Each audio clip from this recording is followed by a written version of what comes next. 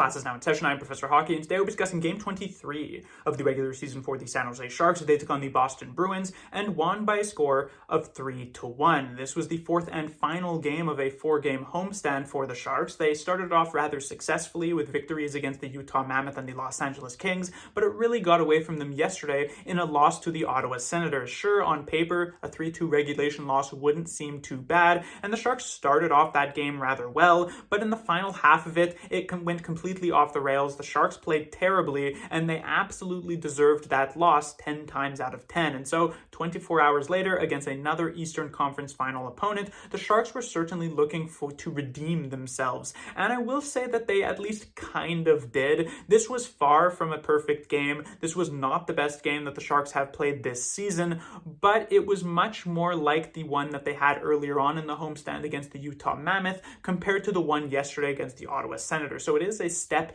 in the right direction for sure. They had a 2-goal lead heading into the third period, and instead of having this game end up going to overtime and giving up a point to the other team and making it kind of more of like a 50-50 setup, they do actually hold on to that lead, which is some progress, at least in that area. Now, this one starts off in the first period where the Sharks actually do look rather solid. I'd say they were probably the better team in those first 20 minutes, and they score the only goal there as well. That one comes from Shakir Mukhamadullin, his first of the season. It deflects in, I believe, off of a Bruins player's stick, though it looked like a really nice shot from Mukhamadullin, and that makes it 1-0 after 20 minutes. The second period, it definitely does begin to equalize. The Bruins still begin to wake up and come on in this game. But again, it is the Sharks who are the only team to score in this middle frame. That one comes from Macklin Celebrini, his 14th of the season, and it is on the power play. Now, I've talked about the power play in each of these last couple of games because it has been an absolute disaster here for the San Jose Sharks. And tonight, it was a little bit different, but still something that we'll need to see more of moving forward. So they get this goal, and we saw that the Sharks made a good amount of personnel changes onto their top unit. The first of which was because John Klingberg was not in the lineup here tonight. I'll get to that a little bit later. So once more, he is replaced by Dmitry Orlov here.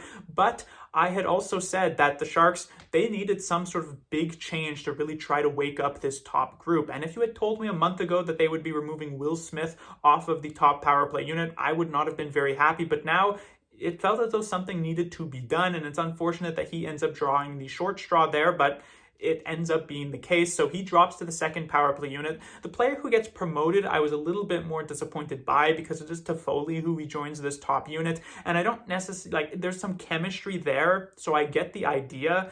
But it's very clear Toffoli has something wrong with him thus far this season. I'm not really sure if he's actually going to provide much in this power play situation. I would have potentially preferred to have a guy like Adam Gaudette. He can also serve as that kind of finisher, as that shooter type of player. He played on the power play last year with the Ottawa Senators at times, so it's not a completely new situation for him. And where Toffoli currently sits now this season, I would probably trust Gaudette to be able to put that puck into the net more so than I would trust Tyler Toffoli. So I think that could have given a bit of a different look for San Jose. We'll see what they decide to end up doing, because with this outing, they get this power play goal, but this was on 6 attempts, so they only end up going 1 for 6, which is actually kind of bad percentage-wise, and is made especially worse by the fact that the Sharks even had close to a full 2 minutes of 5-on-3 power play time. Now, they did get a lot of pucks on net during that stretch of game onto Jeremy Swayman, but it felt as though they weren't really making Swayman move all that much. There were some good shot positions, but I think if you were a Boston Bruins fan, you were probably very happy with how that 5-on-3 looked for your penalty kill. So San Jose, it felt as though there wasn't necessarily a ton of challenge in that area. And so while there was some good improvement I think we saw on the Sharks power play, it was certainly better than it was yesterday against Ottawa and in the game before that. This is definitely much more of a work in progress here for the San Jose Sharks, so we'll see the direction it ends up trending as we move forward. In the third period, this is where the Bruins finally managed to get on the board. The league's leading goal scorer, Morgan Geekie, scores his 17th goal of the season, tied at least with Nathan MacKinnon, an interesting duo of players there that lead the league in goals, and that brings the Bruins to within 1, but that would be their only goal of the entire game. The Sharks would add an empty netter. This is off of a nice play in the neutral zone by Celebrini. He gets it to Eklund, and it looks like Eklund's going to find the empty net. Somehow does not, but Graf sticks with it, and he puts it in himself, and the Sharks win it in regulation.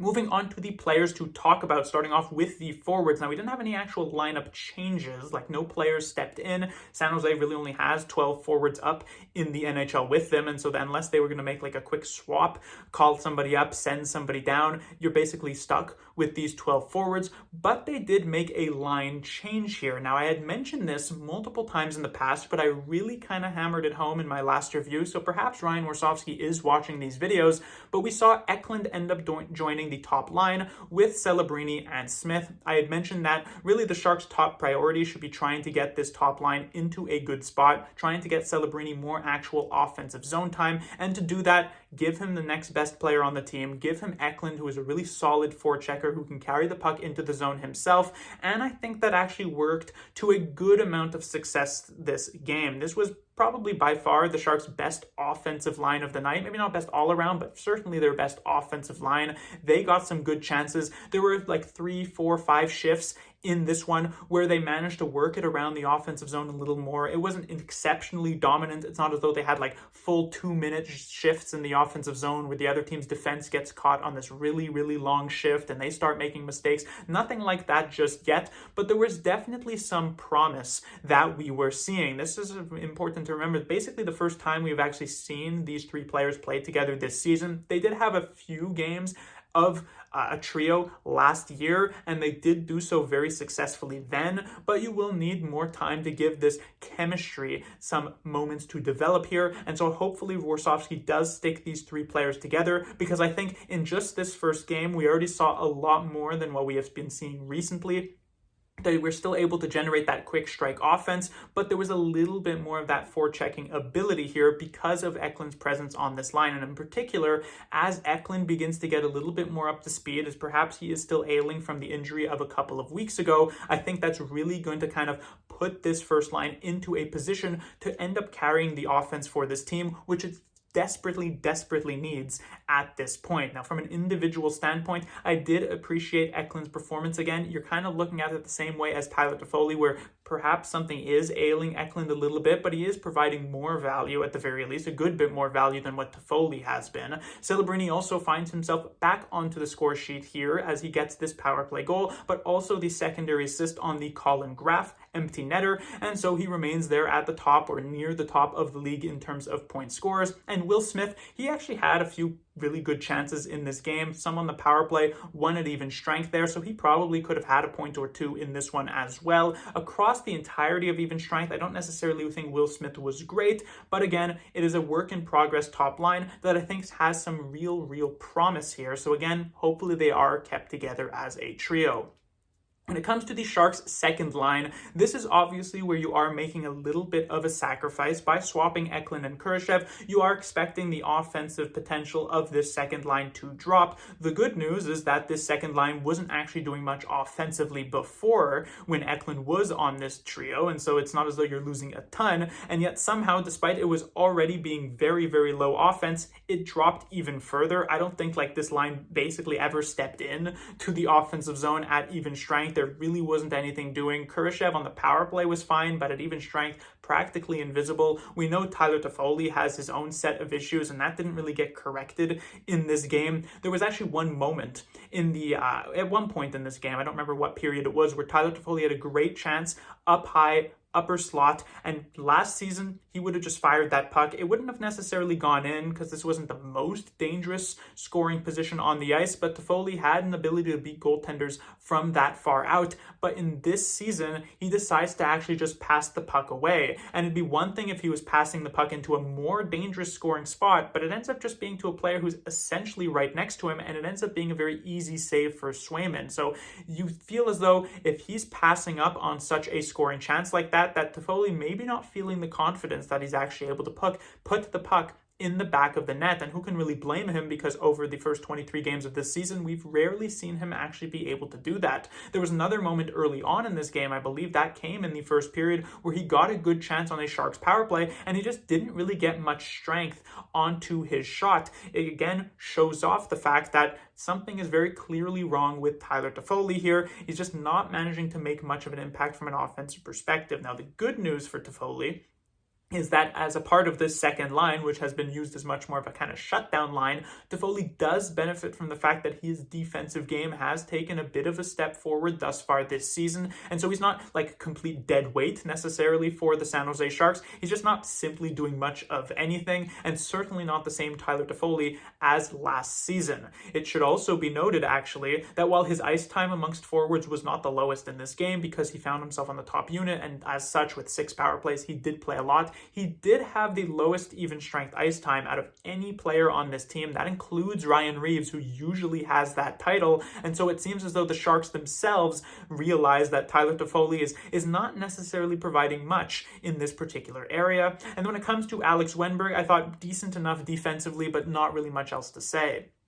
When it comes to the Sharks' third line, there is a lot of hype, I would say, about this trio of players, and I certainly understand what the reasoning is for that. They are a strong energy line for the San Jose Sharks. All 3 of these players have been very likable, at least this season. Colin Graf is one of the most likable players on the San Jose Sharks for what he is able to provide to this team, his strong defensive play, his elite penalty killing, and he's just a very hard-working player, and so everybody loves Colin Graf. When it comes to Adam Gaudette, he's got a good shot, but he's also just a very high-energy player, willing to throw the body around, also a pretty likable player here. And then Ty Dellandrea certainly wasn't the most likable last season when he was playing very, very poorly, but this year things have completely changed. He's looking a lot more solid, a lot more steady. We have seen some flashes of offense from him. He showed one off in this game that actually ended up drawing a penalty. So there is a lot to like with this Sharks third line. And if you go back a couple of games against the Los Angeles Kings, they did actually manage to score 2 goals. The thing is from this trio is that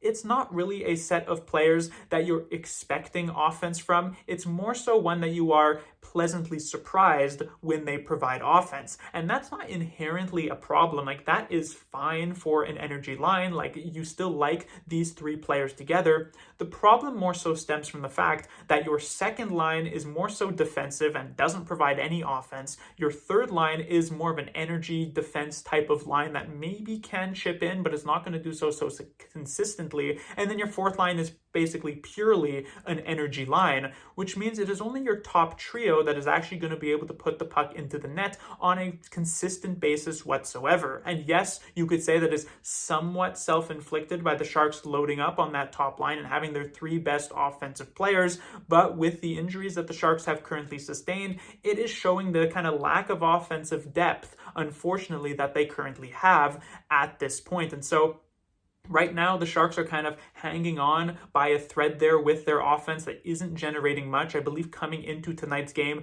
they had the 31st most, as in the second last, in terms of expected goals for generated per game at even strength. That's not very good. And so the Sharks have managed to maintain a winning record because of elite goaltending coming from Yaroslav Askarov. But how long is that necessarily going to last? Like, Askarov's numbers have not just been elite, they have been otherworldly. And even if they just drop to like Vezina caliber, like Vezina winning type of numbers, that's still going to be a drop off. And so the Sharks offense, will it actually be able to keep up with that, or will they start dropping some games when they're not able to win 2-1 anymore and they're having to lose, let's say, 2-1 in overtime themselves, or 3-2 or something like that? So I like all 3 of these players. As I said, Gaudette, I think, played pretty well here tonight. Graf, I thought, put in a really solid effort too. Same goes for Ty Dellandrea, but there are some cracks for sure in this San Jose Sharks roster. When it comes to the Sharks' fourth line, the most interesting player of the night, I would say, was Barclay Goodrow on this fourth line, because Ryan Reeves ends up getting about 8 minutes of ice time. That's sort of in line with what he gets. As times, he gets a little bit lower than that, but in games where the fourth line is looking okay, he can play a bit more. Zach Ostapchuk gets about 12 minutes, which for a fourth line center is actually pretty high, but not anything crazy. However, Barclay Goodrow gets about over 17 minutes of ice time in this game. Now, if the Sharks had been shorthanded like 8 different times in this one, that would have made some sense, because obviously Barclay Goodrow is an important penalty killer for this team, but the Sharks were actually only shorthanded 3 times, which meant that Barclay Goodrow actually had some of the most even strength ice time out of any forward on this roster this game. And I'm not entirely sure I understand why. I don't think Goodrow was necessarily bad, but if we go back to last season, where he did actually have a couple of games like this, it was usually on nights where he was really, really rolling, like against his former team, the New York Rangers, when he actually decided to show up and play. because he didn't usually decide to do that in the last year. However, this game, I don't necessarily think he was rolling that much, and yet Warsofsky decided to go for him over and over and over again. They tossed him on into a ton of different defensive situations, and I guess you could say it worked out for the San Jose Sharks, because obviously they held on for this victory, but you look more so towards a guy like Yaroslav Askarov as a big reason for that, not so much towards a guy like Barclay Goodrow. I don't want to be speaking too poorly about him, because I don't think Goodrow had a bad game, but I do think he ended up getting elevated to a position that I was surprised to see him in. When it comes to the Sharks' defensive pairings, this is where we had our main substitutions. As usual, I mentioned that the Sharks have 12 forwards, and so nothing is really going to change on that front until certain players come back from injury, but they have 8 defensemen, and so you usually expect some players to jump in and jump out of the lineup. But the big storyline here, in fact, a couple of big storylines, first of which, Nick Leddy does not find his way into the lineup, which was definitely a surprise. Usually when the Sharks have had a really bad night, you would think that the Warsofsky would try to insert both of the defensemen who had been sitting out. That happened previously the last time Nick Leddy jumped into the lineup, and so I thought it was going to happen again, but he remains on the sideline. But even more surprising was the fact that John Klingberg ends up being pulled out. Now, it is not surprising in the fact that he didn't deserve this. Obviously he did. He was not good yesterday against the Ottawa Senators, but considering he was only a healthy scratch a couple of games earlier than that, and I remember John Klingberg was talking about how he kind of wanted to do a bit of a mental reset, simplify his game, and that it would be a process that would take some time. I thought Warsofsky would actually end up giving him 5-6 games in the lineup before considering dragging him out, but he misses this one here tonight. We see for only, I believe, the second time this season, both Sam Dickinson and Mukhamadullin playing in the same game, in the lineup at the same time, and the big message here was hopefully that the San Jose Sharks win so that they're willing to stick with this lineup moving forward. And indeed, they do end up winning. And so it is possible that we might not even see Klingberg return into the lineup for the very next game. At least that's what I'm kind of crossing my fingers for, because if Warsofsky is indeed watching these videos, I'll say this now, please stick with these 6 defensemen for the foreseeable future. The Liljegren-Orlov pairing has been kind of hit or miss this season, but it's certainly better than Orlov and Leddy or Orlov and Klingberg, both of which we have seen and both of which have looked terrible. Ferraro and Mukhamadullin have shown tremendous chemistry even going back to last season, and Dickinson and Desharnais has been a very steady pairing for this Sharks team throughout this entire season thus far. And so Klingberg and Leddy, they can sit on the sidelines. They won't be happy about it. They certainly are not going to be content with the fact that, well, Leddy was picked up off of waivers, but Klingberg signed a contract here, and within just the first quarter of the season, they find themselves sitting out in favor of a bunch of other players who maybe don't have as much historical success as they do. But if they actually wanted to play in the lineup, perhaps they should have considered actually playing better than they have, because they have given the Sharks zero reason outside of, hey, I won a Stanley Cup 10 years ago, or hey, I ran a power play 4 years ago, as to why they should ever actually be in the lineup on any sort of basis whatsoever outside of injury. And so this should be the top 6 that the Sharks go with, and hopefully it will at least be enough for the next game because of how solidly they played here tonight, and we'll see how it goes even further than that. When it comes from the individual standpoint here, we have the Sharks' top pairing of Orlov and Liljegren. Orlov had an interesting night against actually one of his former teams here. Probably the highlight of the game was him running over, or I guess sort of going under Sean Corrali and flipping him over with that hip check. We have seen Orlov have these massive physical moments in previous games this season, and this was just yet another one to add to the list. That was obviously quite entertaining. And from a defensive standpoint, I thought Orlov was all right. Nothing spectacular, but he was pretty solid in his own end, and I'll say the same thing about Timothy Liljegren. When it comes to the Sharks' second pairing, I'll start off with Shakir Mukhamadullin, who had a very similar night to the one he had yesterday against Ottawa and the one he had against the Utah Mammoth, which is that 95% of the game he's looking really solid, very, very steady, and then he just makes one crucial error, and it ends up in the back of their net. Against Utah, it was being caught flat-footed at the blue line against JJ Peterka. Against the Ottawa Senators, it was a massive amount of mistakes, not just on Mukhamadullin, but he does get caught again flat-footed at the blue line and allows 2 players behind him on a 2-on-0. Here tonight, he is the one tasked with covering Morgan Geekie on this one goal that the Bruins do end up scoring, and he is doing so rather well. He's tying him up in front as Pasternak is going below the goal line and around the net, but for whatever reason, As Pasternak is coming out from the other side, Mukhamadullin actually disengages with Geekie. Perhaps he doesn't expect Pasternak to actually be able to get this pass across, but the thing is that Pasternak is one of the best players in the entire NHL. That was very, very clear watching this Bruins game. Like, you could see why they have actually won more games than they've lost this season, and it is mostly, I would imagine, off the back of Pasternak. No offense to Geekie, who of course leads the league in terms of goals with Nathan MacKinnon, but a big part of that is definitely what Pasternak is able to provide. And so he's going to be able to find that way to get that pass across. And so Mukhamadullin needed to be more ready, needed to be tying up that stick. So Geekie couldn't put that one in past Askarov, who had absolutely no chance on that one. But otherwise, if you eliminate that one big mistake, I thought he was very solid in this game. And so optimistically, you would look at that and say, well, if he can just clean up the big errors, he will be a very solid defenseman. But I can imagine also pessimistically, you will be saying like, hey, you can't just continuously ice a player who is going to cost you a goal in every single game. So we'll see the way that Ryan Warsofsky decides to look at it. As I said, I think he should remain in the lineup. I think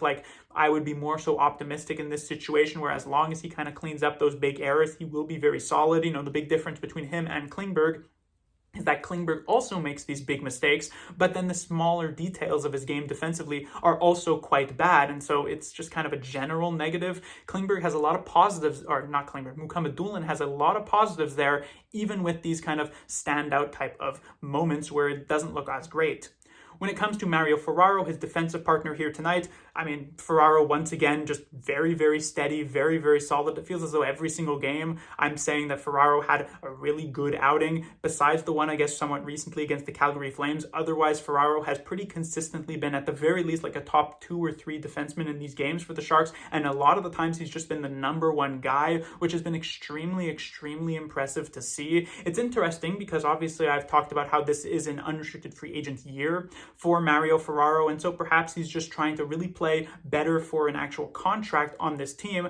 But another thing to mention is that something that we've talked about previously was the kind of possibility of a change of scenery for Mario Ferraro and how that could do him some good. If he goes to more of a playoff team, perhaps they can actually unlock him a little bit more by playing him a bit lower down in the lineup.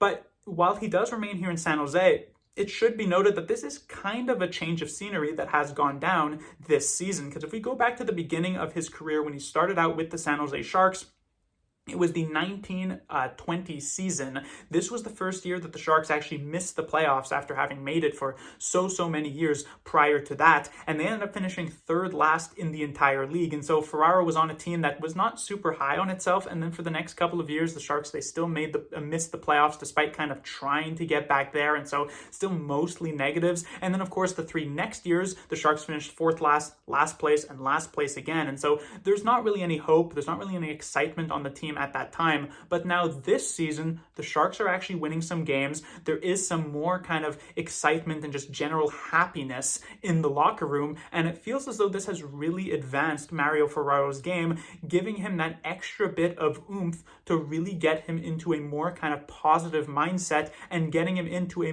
just generally better spot here as a defenseman in the NHL. He's really come into his own, especially over these last few weeks, as basically just the month of November at this point. And he's just been playing really, really solid. When it comes to the third defensive pairing here for the San Jose Sharks, this is where we have Sam Dickinson, who does step back into the lineup. His last game against the Los Angeles Kings, I thought, was one of his worst of the season. Not many major mistakes, but just a lot of small details that he simply was not getting correct. And so I was not as surprised whatsoever to see him miss yesterday's game against the Ottawa Senators. Would I have rather him stay in the lineup? Sure, but I didn't think it was a surprise, especially with it being the first half of a back-to-back. But he jumps back in here tonight against the Boston Bruins in favor of John Klingberg, and I thought this was actually one of his best games of the season. Not quite at the level of the Detroit Red Wings, but I thought Sam Dickinson looked significantly more confident in this one. He was skating, he was making some plays, he was continuing. He's probably like the defenseman that I've seen who actually steps up in the neutral zone the most to try and make those types of aggressive plays and stop entries before they even manage to end up happening. And I thought he just had the confidence to do that very, very well in this game. Unlike the Los Angeles one, where it felt as though every single time he touched the puck in the defensive zone, he made an incorrect decision with it. Now, I don't think there was like a single incorrect decision that he made in the defensive zone. I thought he was just really, really steady here. And I think it is very important that the San Jose Sharks look to capitalize on this and actually build off of it. Give him the next game and the next game and the next one and the next one and the next one. Try to get his confidence in a good spot. Try to get him actually playing multiple games in a row for multiple weeks in a row and see if this can actually be a trend upward, because Sam Dickinson, he's had a generally solid season, like especially if you look at some of the more underlying stats. I've talked about this a few weeks ago. That really hasn't changed all that much. Underlying stats wise, Dickinson has played solidly, but from the eye test, you could see that there are some issues, especially with confidence. If they can get him playing more confident hockey, they can actually have a really effective young defenseman in this season. And so Dickinson, as I said earlier on, keep this same top six, please. When it comes to his defensive partner, Vincent Desharnais, there were a couple of errors that I thought Desharnais ended up making here tonight. Nothing particularly major, and he was used in a pretty defensive role for sure. Like, he was used a lot in that third period for the San Jose Sharks in some tougher spots, and so I thought he did like a mostly good job there. And then finally, of course, we have the Sharks goaltender, Yaroslav Askarov. We would not be talking positively. We would not be talking about this victory if not for Askarov. He was by far the Sharks' best player of this game, for sure. Like, the player of the game for the San Jose Sharks, the MVP, it's not even that much of a question. Askarov has just been so incredibly solid throughout this month of November. He's been basically the best goaltender in the league through the month of November. His stats have recovered significantly from that really rough beginning of the season in October, and he just gives the San Jose Sharks a chance to win every single night he is in between the pipes. And the thing is that the Sharks haven't necessarily had that from their goaltending position in a pretty long time. You could argue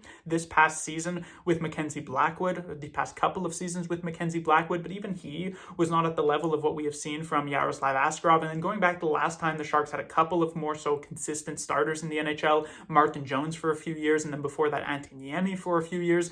Jones, outside of the playoffs, or that one playoff run to the Stanley Cup Finals that finished off against the Pittsburgh Penguins, outside of that, Jones was usually like at best in the regular season an above average goaltender. Like, maybe his peak was as like a top 10 goaltender in the NHL. Askarov is playing even far better than that. Antti Niemi, similar thing could be said there. And so obviously, like, you expect Askarov to come back down to earth a little bit. He's not just going to be the best goaltender in the NHL by far for the rest of the entire season, although how amazing would that be? But at this point, like, the Sharks have a tremendous amount of confidence with their goaltender right now, and so that just adds so much. I talked about in my many reviews last season when it came to Alexander Georgiev how tough it is to play in front of a goaltender that you simply just do not trust, because you end up actually making more mistakes because you sense that, oh, okay, I need to play really, really conservative hockey. I can't try to do much of anything. And so you end up just facing off against a lot more shots than you probably would if you can play more freely, trusting that your goaltender has your back. Askarov currently does have this team's back for sure, and he's won them pretty much every single game in this month at this point. Him and Celebrini, at the very least, have been clearly the two MVPs for the Sharks this season.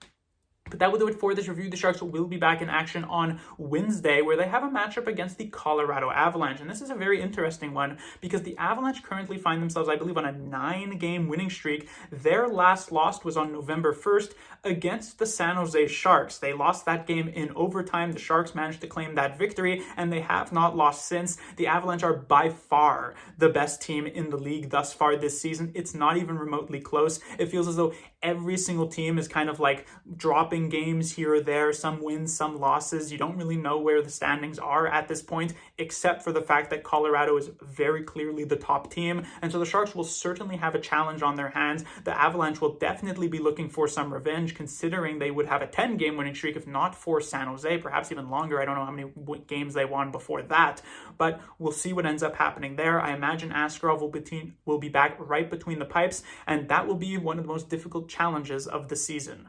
Class dismissed.